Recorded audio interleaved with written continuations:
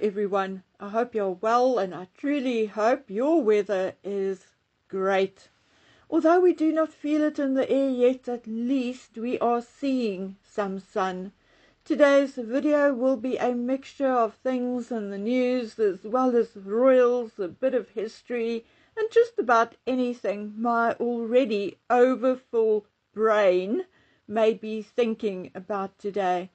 First and foremost, I really want to tell all my subscribers from Texas, anyone affected or near those floods, or anyone who have family and friends affected by the floods, how sorry I am for all of you, how much my heart goes out to you.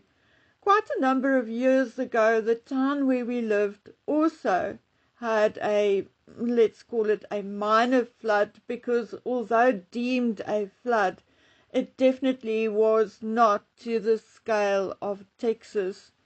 Then a few years later, we had very heavy rains and quite a bit of damage. A friend of mine was visiting another friend, like the day after or the evening of the heavy rain, and he left to go home at about 6 p.m. It was not quite dark yet.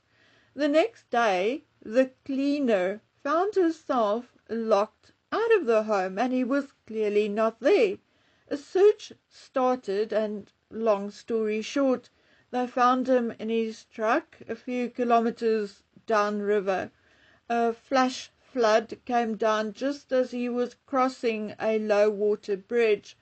So I have some idea of the devastation water can cause. I have been very involved in following JLR for updates on the missing people, particularly the children who were at that camp.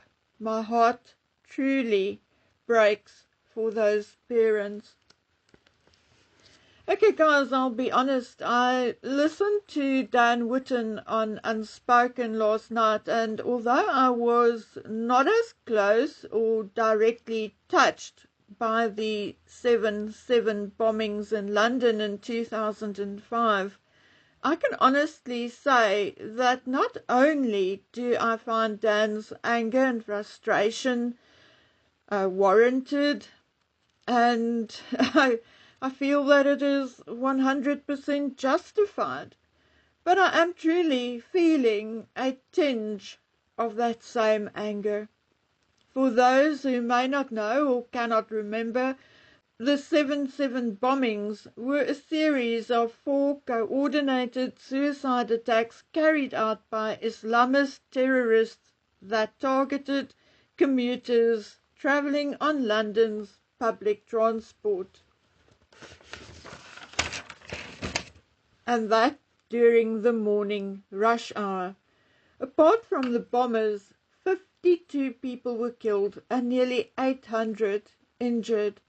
And although yesterday's commemoration has nothing to do with it, let's also not forget the 1988 bombing of Pan Am Flight 103 near Lockerbie, the United Kingdom's first Islamist suicide attack, the only attack bigger than 7/7 when it comes to the number of deaths in the United Kingdom.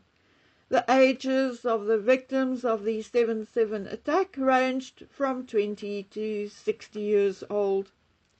Prince William joined survivors of the 7/7 attacks and family members of the victims at a service at the 7 July Memorial Gardens in Hyde Park. Edward and Sophie represented the King, and they attended a memorial service at St. Paul's Cathedral. The King himself wasn't anywhere near there, and he released a statement. Today, as we mark 20 years since the tragic events of 7th of July 2005, my heartfelt thoughts and special prayers remain with all those whose lives were forever changed on that terrible summer's day. While the horrors will never be forgotten, we may take comfort from the way such events rally communities together in solidarity, solace, and determination. It is this spirit of unity that has helped London and our nation to heal.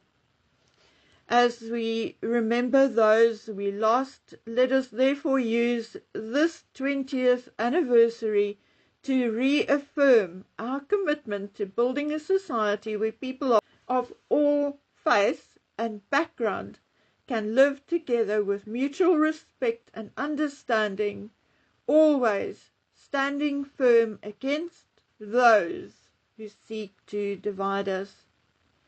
When I read the last part of the King's statement, I got a knob in my throat and I wanted to cry.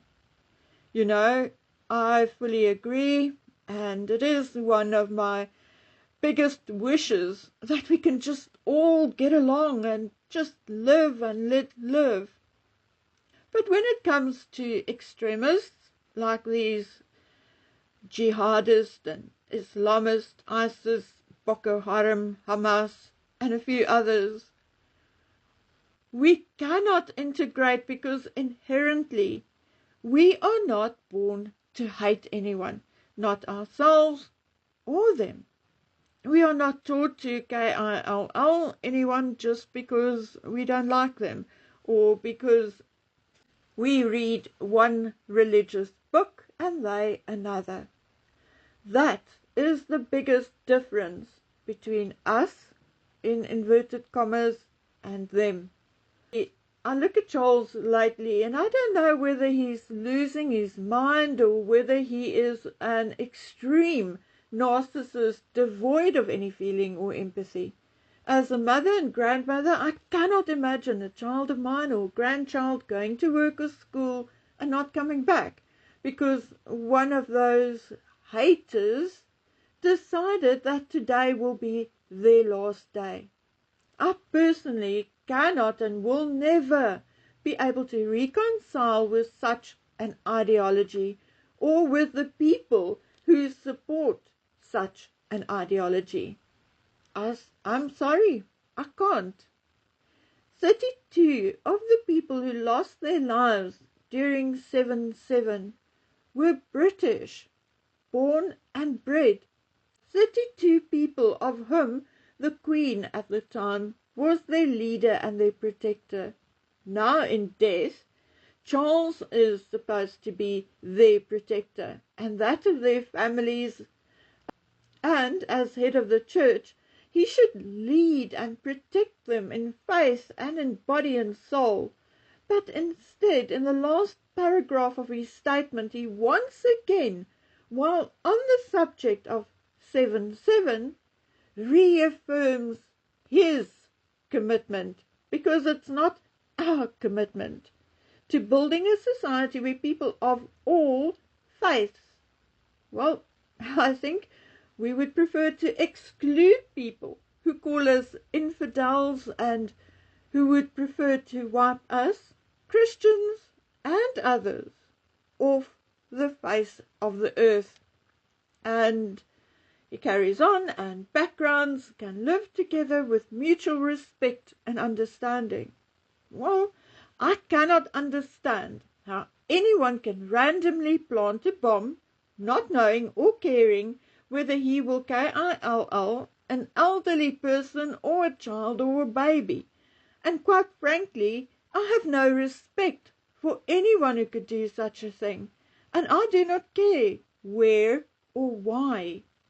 I think King Charles should sit back and shut it, or buy himself a palace in Saudi Arabia and go live there.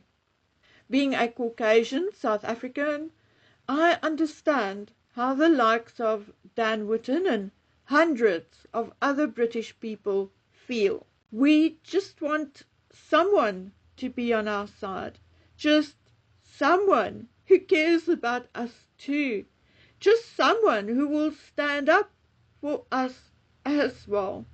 There's a time to bend the knee and a time to stand firm, and the King of England does not know the difference.